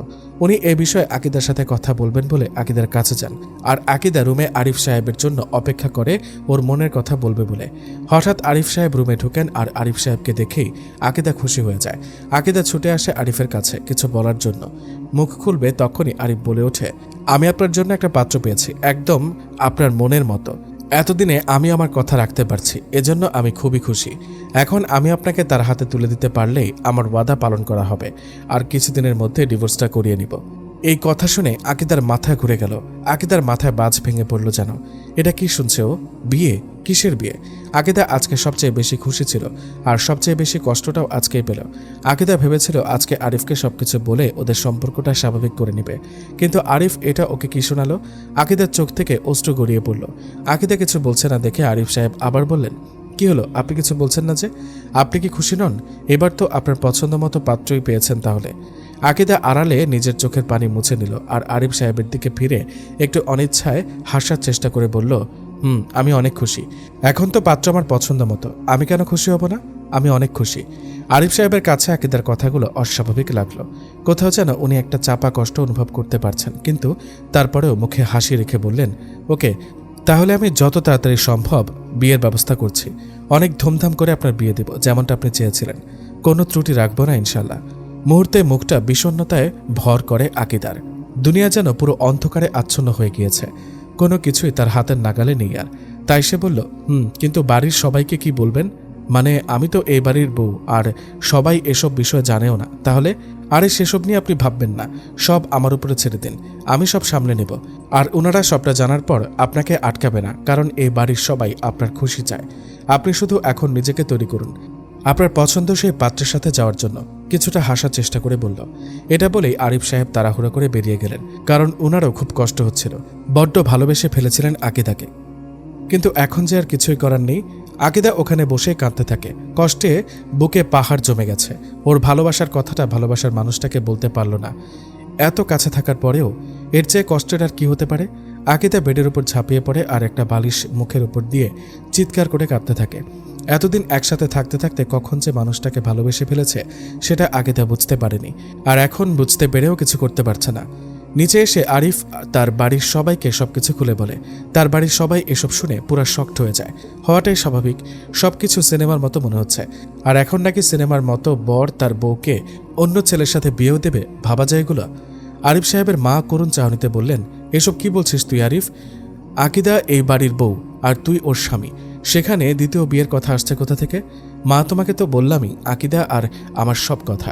আকিদা কখনোই আমাকে পছন্দ করতো না, তাই আমি ওর পছন্দ অনুযায়ী ছেলের সাথে ওকে বিয়ে দিতে চাচ্ছি। এটাতে অপরাধের তো কিছু না, আমি ডিভোর্সের ব্যবস্থা করছি। আরিফের বাবা বললেন, এসব কি বলছো তুমি আরিফ? এই এলাকায় আমাদের একটা মান সম্মান আছে, আমরা একটা সমাজে বসবাস করি, মানুষ কি বলবে? বাবা, আপনি বোঝার চেষ্টা করেন। এত সমাজের কথা ভেবে কি হবে? আমার কাছে আমার ফ্যামিলির সুখটাই বড় কথা। আর সমাজের কাজে তো এমন কারো কোনো কাজই তারা সহ্য করতে পারে না। সব সময় মানুষকে টেনে হিচড়ে নিচে নামাতে চায়। সমাজ কখনো আপনার মূল্যবোধের দাম দিবে না। আর সেই সমাজের দরকারটাই বা কি? যে সমাজে মেয়েরা তাদের ইচ্ছা স্বাধীন কিছু করতে পারে না। একটা মেয়ে যদি আমার সাথে ভালো না থাকে, আমার তো কোনো অধিকার নাই শুধুমাত্র সমাজের কথা ভেবে তাকে আমার কাছে আটকে রাখার। সমাজের কথা ভাবলে জীবন চলবে না। আর আমি যদি আকিদাকে ডিভোর্স দেই, তাহলে তো সব সমস্যার সমাধান হয়ে যাবে। আকিদাও আবার বিয়ে করতে পারবে। তাছাড়া আকিদার খুশিটাই আমার কাছে বড়। আমি আশা করব আপনারা সব জেনে শুনেও বাধা দিবেন না। আরিফের কথা শুনে আরিফের মা বললেন, তাহলে তোর খুশির কি হবে? তুই কি এতে খুব ভালো থাকবি? এই প্রশ্নের কোনো উত্তর নেই আরিফের কাছে। আরিফের মুখ মুহূর্তেই অন্ধকার হয়ে গেল, কারণ সত্যিটা এই যে সে আকিদাকে ছাড়া থাকতে পারবে না। তারপরেও ওকে থাকতে হবে। ও চায় না আকিদা ওর কাছে কষ্ট সহ্য করে থাকুক। আরিফ আকিদাকে মুক্ত করে দিতে চায়। যদি আকিদা কখনো ওর কাছে ফিরে আসতে চায়, সেদিনও ওর দরজা আকিদার জন্য খোলা থাকবে। আরিফ কিছু বলে না, শুধু পেছনে ফিরে একটা মুচকি হাসি দেয় আর বলে, মা, বিয়ের আয়োজন শুরু করো। মনে করো এই বাড়ির আরেকটা মেয়ের বিয়ে হচ্ছে, কোনো কমতি যেন না থাকে। আরিফের মা কান্না করতে থাকে, কারণ আরিফের মা আকিদাকে নিজের মেয়ের মতো আদর করতেন। কিন্তু হঠাৎ কি যে হয়ে গেল। আরিফ সবকিছুর ব্যবস্থা নিজের হাতে করেন, এমনকি আকিদার বিয়ের সাজের জিনিসপত্র নিজের হাতে কিনে আনেন। প্রচুর কষ্ট হচ্ছিল, এত সহজ ছিল না সবকিছু। তারপরেও নিজের মনকে বোঝাচ্ছিলেন যে যা হচ্ছে সব ভালোর জন্যই হচ্ছে। আল্লাহ কখনো নিরাশ করবেন না কাউকে, হয়তো এতে দুজনের জন্য ভালো হবে। আর আকিদার মনের মানুষ কখনো হতে পারেননি, আর কখনো হবেনও না। তাই এর চেয়ে এটাই ভালো যে আকিদা যেভাবে সুখে থাকতে চায় তাকে সেভাবেই থাকতে দেয়া, আর উনি ওনার মতো নিজেকে গুছিয়ে নেওয়ার চেষ্টা করবেন। বাকিটা আল্লাহর ইচ্ছা। বিয়ের দিন প্রায় ঘনিয়ে এলো। আরিফ সাহেব আকিদার আম্মু আব্বুকে দাওয়াত দিলেন। আকিদার বিয়ের ব্যাপারে এখনও কিছু বলা হয়নি তাদের, তাই তিনি ভাবছিলেন আজ সব বলে দিবেন। আকিদাকে এই ব্যাপারে খুঁজতে আরিফ সাহেব রুমে পা বাড়ালেন, কিন্তু রুমে গিয়ে দেখলেন আকিদা কোথাও নেই। সারা ঘর তন্ন তন্ন করে খোঁজা শুরু করলেন, কিন্তু কোথাও না পেয়ে মুহূর্তেই বুকটা কেঁপে উঠছিল আরিফ সাহেবের। তিনি খুব চিন্তিত হয়ে পড়লেন। হঠাৎ ছাদের কথা মাথায় এলো। 1 মিনিট অপেক্ষা না করে পর মুহূর্তেই চলে গেলেন ছাদে। গিয়ে দেখলেন আকিদা দোলনায় আনমনে বসে আছে। আরিফ সাহেব আকিদাকে দেখে একটা স্বস্তির নিঃশ্বাস ত্যাগ করলেন। প্রায় হাঁপিয়ে আকিদার পাশে গিয়ে বললেন, আপনি এখানে বসে আর আমি সারাটা ঘর খুঁজে হয়রান। আরিফের কথা শুনে আকিদা কিছু না বলে মলিন মুখে তাকায়। আকিদাকে কিছু না বলতে দেখে আরিফ সাহেব পুনরায় বলে উঠলেন, শুনুন, আজ আপনার আম্মু আব্বুকে দাওয়াত দিয়েছি। এতদিন তো তাদের কিছুই বলিনি, কারণ এমনিতে আঙ্কেলের শরীর ভালো না, যদি শুনে কষ্ট পান তাই আর কি। কিন্তু বিয়েরও তো একটা ফাংশন বলে কথা আছে, তাই আজ ভাবছি খোলাখুলিভাবে তাদের সাথে আজ আলোচনা করব। আরিফের কথা শুনে আকিদা বুকে পাথর চাপা কষ্ট অনুভব করল। নিজেকে সামলাতে না পেরে মুহূর্তেই কেঁদে ফেলল। কাঁদো কাঁদো কণ্ঠে সে বলল, বিয়ে আমাকে পুনরায় না দিলে হয় না?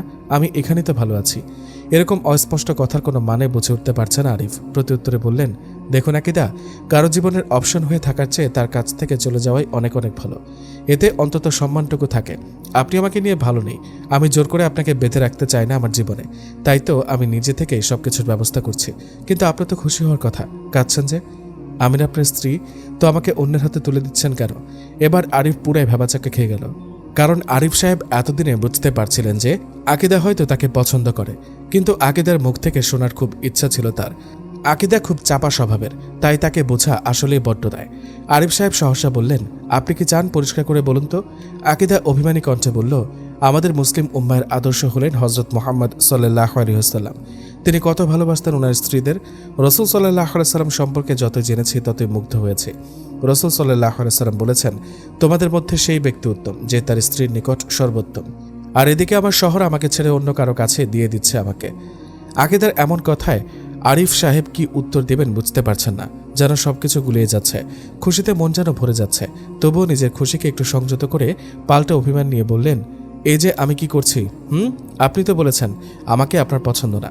ভালোবাসেন সেটা তো কখনো বলেননি। আকিদা নিজেকে আর ধরে রাখতে পারে না, কান্নার মাত্রা বেড়ে যায় এবং মুহূর্তেই আরিফ সাহেবের পা চাপটে মেরে জড়িয়ে ধরে। অপ্রস্তুত হয়ে যান আরিফ সাহেব। আকিদার কাঁধে হাত রেখে বলেন, আরে আরে কি করছেন? ছাড়ুন আমায়, প্লিজ উঠুন। না, ছাড়ব না। আমার অনেক বড় ভুল হয়ে গেছে। আমাকে এই দুনিয়ার মায়াটা অন্ধ করে দিয়েছিল। ঠিক ভুলটা আমি বুঝতে পারিনি। আম্মু আব্বু হাজার বোঝানোর পরেও। কিন্তু বিশ্বাস করুন, আপনার নিত্যদিনের ব্যবহারে আমার চিন্তাধারা বদলে দিয়েছে। আপনার মতো স্বামী যার আছে সে তো দুনিয়ার সবচেয়ে সুখী মানুষ। প্লিজ আমাকে মাফ করে দিন। আমার ভুল হয়ে গেছে, অনেক বড় ভুল। কিন্তু এটাও সত্য যে আমি আপনাকে খুব ভালোবাসি। আরিফ সাহেব আকিদার বাহু ধরে তুললেন আর বললেন, আপনার জায়গা আমার পায়ে নয় জনাবা, আমার বুকে। বৈবাহিক সম্পর্কটা হচ্ছে প্রেম প্রীতি ভালোবাসার সম্পর্ক। এটা হচ্ছে আল্লাহর নিয়ামত। যারা এটাকে ত্যাগ করলো তারা এই নিয়ামত থেকে বঞ্চিত হলো। আর সত্যি কথা বলতে আমিও আপনাকে অনেক বেসেছিলাম মানে এখন ভালোবাসেন না বুঝি? না মানে আসলে। আকিদা বলল, দেখুন, হযরত আবু হুরায়রা রাদিয়াল্লাহু তাআলা আনহু বলেন, নবী করিম সাল্লাল্লাহু আলাইহি সাল্লামের কাছে এক ব্যক্তি আরজ করল, কোন মহিলা উত্তম? তিনি বললেন, সেই নারী যার প্রতি স্বামী নজর করলে সে খুশি হয়ে যায়, যে স্বামীর কথা মতো চলে, নিজের ব্যক্তিগত ব্যাপারে স্বামীর বিরুদ্ধাচারণ করে না এবং স্বামীর মতের বিরুদ্ধে তার সম্পদ খরচ করে না। স্বামীর খিদমত করা স্ত্রীর অন্যতম কর্তব্য কাজ। স্বামীর সন্তুষ্টি বিধান স্ত্রীর দায়িত্ব। কিন্তু আমি প্রথমে আপনাকে অনেক কষ্ট দিয়ে দিয়েছি, যা আমার করাটা ঠিক হয়নি। আমি খুবই অনুতপ্ত। প্লিজ আমাকে একটা সুযোগ দিন। আরিফ সাহেব আর নিজেকে আটকাতে পারলেন না। বললেন, তাহলে এতদিন বলেননি কেন? মাথা কাজ করছিল না আমার। কিভাবে বলবো বুঝতে পারছিলাম না। আমি ভাবছিলাম যদি আপনি মানা করেন সেই ভয়ে। আরে পাগলি, জানেন আপনি, বৈবাহিক সম্পর্কটাই হচ্ছে প্রেম প্রীতি ও ভালোবাসার সম্পর্ক, যেখানে স্বামী স্ত্রীকে আন্তরিকভাবে ভালোবাসবে, চমৎকার সান্নিধ্যে স্ত্রীকে করে তুলবে একান্ত আপন, যেখানে খোলাখুলিভাবে কিছু বললে আল্লাহ কখনো গুনাহ লিখেন না, বরং আল্লাহ রহমত থাকে ওই দাম্পত্যের ওপর। করুণ দৃষ্টিতে তাকিয়ে আকিদা বলল, আমার ভুল হয়ে গেছে জনাব। আচ্ছা, আর কাঁদতে হবে না। আমার বউটাকে আর কোথাও যেতে দেব না। চলুন নিচে গিয়ে বিয়ে ক্যান্সেল করে দিব। আকিদা খুশিতে আত্মহারা হয়ে ওঠে। আষ্টে পৃষ্ঠে জড়িয়ে ধরে আরিফ সাহেবকে। আরিফ সাহেবও শক্ত করে জড়িয়ে ধরেন আকিদাকে। আসলে স্বামী স্ত্রীর মাঝে দাম্পত্য জীবনের সুখ শান্তি স্থায়ী করার দায়িত্ব অনেকাংশ স্ত্রীর উপর নির্ভর করে। আমরা যদি আগে নবী রাসূলগণের স্ত্রীদের জীবনী পড়ি তাহলে সেটা আমরা অনুধাবন করতে পারবো। কত সুন্দর ব্যবহার করতেন স্বামীর সাথে। মা ফাতেমা রাদিয়াল্লাহু তাআলা আনহা, খাদিজা রাদিয়াল্লাহু তাআলা আনহা, আয়েশা রাদিয়াল্লাহু তাআলা আনহা, বিবি রহিমা রাদিয়াল্লাহু তাআলা আনহা, আরও অনেকে। অন্যদিকে স্বামীর ও অনেক দায়িত্ব কর্তব্য রয়েছে। বিবাহিত জীবনে ফুলশয্যায় শুয়ে আনন্দ ফুর্তি করলেই আর তাৎক্ষণিকভাবে স্ত্রীকে মধুর বাণীতে মুগ্ধ করলেই স্বামীর দায়িত্ব শেষ হয়ে যায় না, বরং স্ত্রীকে সার্বিকভাবে শারীরিক মানসিক আনন্দ উপভোগ করার সুযোগ সুবিধা প্রদান করলে আর স্ত্রী তা পেয়ে আনন্দিত হলে, এটা যদি জীবন স্থায়ী হয় তাহলে জীবন সার্থক হবে। অন্যথায় দাম্পত্য জীবন বৃথা মনে করতে হবে এবং অশান্তি নেমে আসবে। তাই স্বামী স্ত্রী যদি তাদের কর্তব্যগুলো পালন করে যায় তবেই সুখের সংসার গড়ে উঠবে। যাই হোক, এবার আরিফ সাহেব ভাবছেন ফ্যামিলির মানুষকে কিভাবে আবার বোঝাবেন। চিন্তা ভর করছে মাথায়। করুণ দৃষ্টিতে তাকিয়ে আছে আকিদা। আরিফ সাহেব বললেন, ভাববেন না, আমি আছি তো, আমি সব সামলিয়ে নিব। আকিদা স্বামীর ওপর পূর্ণ বিশ্বাস আছে, তাই নিচে গেল এবং গিয়ে দেখতে পেল আকিদার আম্মু আব্বুও এসে গেছেন আর সবাই তাদের দিকে তাকিয়ে আছেন। আকিদার আম্মু আকিদার পাশে গিয়ে বললেন, কিরে মা, সব ঠিকঠাক আছে তো? আমার জামাই বাবাকে জ্বালাচ্ছিস না তো? আকিদা কি বলবে, একবার তাকায় ফ্যামিলির সদস্যদের দিকে, তো একবার আরিফ সাহেবের দিকে। মাথা নেড়ে না সম্মতি দিল। প্রসঙ্গ এড়াতে আরিফ সাহেব আকিদার মা বাবাকে উদ্দেশ্য করে বললেন, আপনারা দাঁড়িয়ে কেন, বসেন। আরিফের আম্মু আব্বু মিটমিট করে হাসছিলেন। আরিফের কেমন জানি খটকা লাগলো। আরিফ সাহেব তাদের কাছে গিয়ে বললেন, আপনারা হাসছেন কেন আম্মু আব্বু? তারা আর নিজেদের হাসি কন্ট্রোল করতে পারলেন না। আকিদার মা বাবা সহ সবাই একসাথে ফিক করে হেসে ওঠেন। আরিফ আর আকিদা হতভম্ব হয়ে একে অপরের দিকে চেয়ে রয়। তারা কিছুই বুঝতে পারছিল না। আরিফের আম্মু বললেন, কি ভাবলি আমরা কিছু বুঝবো না? আমরা তোদের বাবা মা, সন্তানের ভালো মন্দ আমরা বুঝি। আকিদার আম্মু ফাতেহা বলল আকিদাকে উদ্দেশ্য করে, আমরা সব কিছু জানি, আমাদের সব বলেছে তোর শ্বশুর শাশুড়ি। আরিফের আম্মু বললেন, আমরা জানি তোমরা কেউ কাউকে ছাড়া থাকতে পারবে না, শুধু শুধু তোমরা অভিমান করেছ, কিন্তু আমাদেরও তো একটা কর্তব্য থেকে যায়। আমরা তো তোদের ভুল কাজে সায় দিতে পারি না, যেটার কারণে আজীবন পস্তাতে হয়। আরিফ তো পুরোই অবাক, তার সাথে আকিদাও। আরিফ এবার মুখ খুলে, ঠিক বলেছেন আপনারা, আসলে আমরা একে অপরকে ভালোবাসতাম, কিন্তু বলা হয়ে ওঠেনি কখনো। এখন বুঝতে পারছি কি ভুলটাই না করে ফেললাম নিজেদের সাথে। আকিদা কান্না মিশ্রিত কণ্ঠে বলল, দোষ আমারই। আম্মু আব্বু তোমরা ঠিকই বলেছিলে, মা বাবা কখনোই সন্তানের খারাপ চায় না, কিন্তু আমরা সন্তানরা সেটা বুঝি না। আম্মু তুমি ঠিক বলেছিলে, আরিফের মতো ভালো হাজব্যান্ড পাওয়া সত্যি ভাগ্যের ব্যাপার। আমাকে ক্ষমা করে দাও তোমরা। আকিদার বাবা বলল, আরে আমার পাগলি মেয়ে, কাঁদিস না, তোর ভুলটা বুঝতে পেরেছিস, এতে আমরা অনেক খুশি। আল্লাহ তোদের দাম্পত্য জীবন রহমতে ভরপুর করে তুলুন, এটাই এখন আমাদের একমাত্র চাওয়া। আরিফ সাহেব বললেন, কিন্তু আকিদার জন্য যে বর ঠিক করেছিলাম সেটার কি হবে? আরিফের আব্বু বললেন, সেটা নিয়ে ভাবতে হবে না, আমরা তো ওদের সেই কবে মানা করে দিয়েছি, কিন্তু তোমাদের স্বামী স্ত্রীর ভুল বোঝাবুঝি যাতে মিটে যায় সেজন্য আমরাই ওদের বলেছিলাম তোমার কথায় রাজি হতে। আরিফ বাবার কথায় টাসকে খেয়ে যায়। এর দ্বারা এটাই প্রমাণিত হলো, আসলেই বাবা মায়ের তুলনা হয় না। সন্তানের মঙ্গল তারা সবসময় চান। মা বাবার যেন চোখের মনি তাদের সন্তানরা, সেজন্যই বাবা মায়ের জায়গা কেউ দখল করতে পারে না কখনো। আকিদার কাছে যান আরিফের আম্মু, গিয়ে বলেন, তুমি তো আমার মেয়ের মতো, আর মেয়ের কোনটাতে ভালো হয় সেটা তো মা বাবাকেই দেখতে হয়। আমি তোমাদের রুমের দিকে সেদিন গিয়েছিলাম, দেখেছিলাম তুমি আরিফের ছবি হাতে নিয়ে হাউমাউ করে কাঁদছিলে। সেদিন আমি বুঝে গিয়েছিলাম যে আমার ছেলেকে তুমি কতটা ভালোবাসো।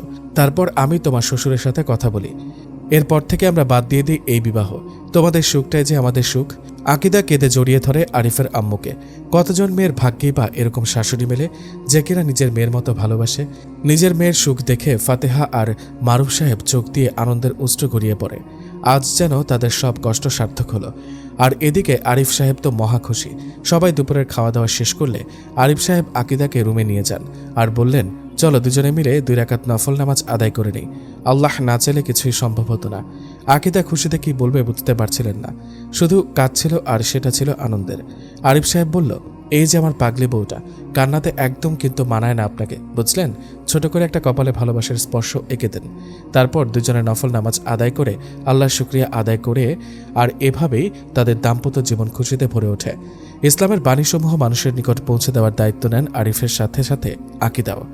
একটা সুন্দর পরিবার একটা সুন্দর সমাজের সৃষ্টি করে। দোয়া করি এভাবে প্রতিটা ঘরে যাতে ইসলামিক রীতি রেওয়াজ অনুসরণ করে মানুষ দিনানিপাত করে এবং আল্লাহর ইবাদতে মশগুল থাকে।